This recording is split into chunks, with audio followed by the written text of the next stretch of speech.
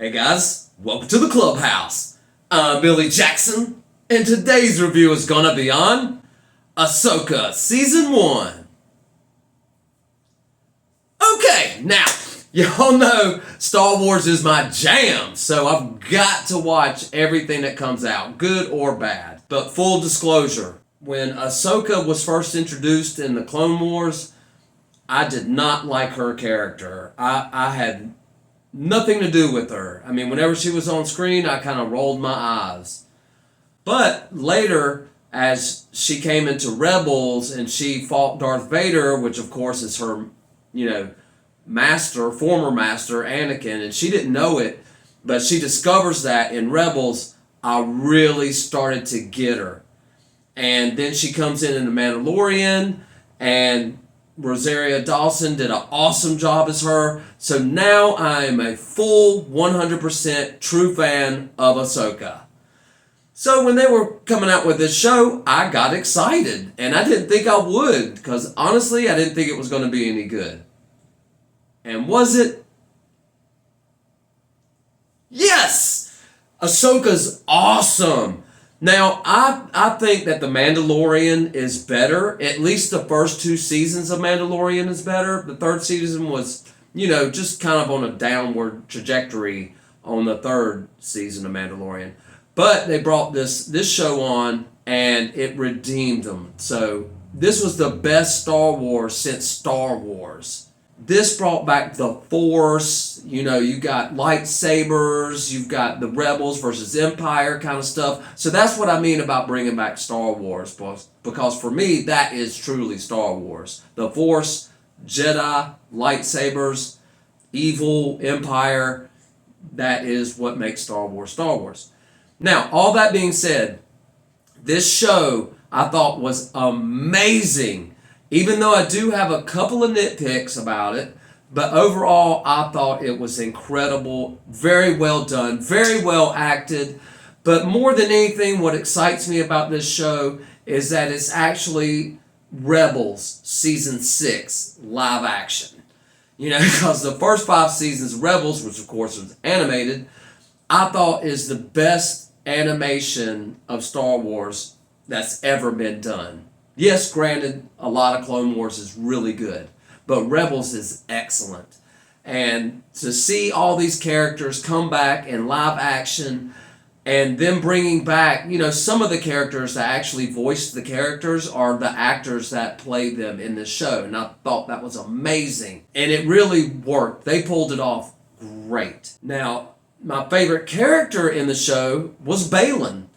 He has this thing going on with his apprentice, and he feels his calling. He's I guess what you would call a dark Jedi. He's not a Sith, but he is not a Jedi either. He's a Jedi that kind of fell, and not necessarily to the dark side, but kind of into mercenary living, and he brought on this apprentice, but they go their separate ways. I'm not going to spoil anything for the show, except for maybe at the end I will address something that I didn't like about the ending of the show. But honestly, I didn't feel like this show was Ahsoka. I felt like this was Rebels, because you have all the characters. Ahsoka is in it a lot, yes, and it is about her, but really I felt like this show was more about Sabine and Hera more than Ahsoka.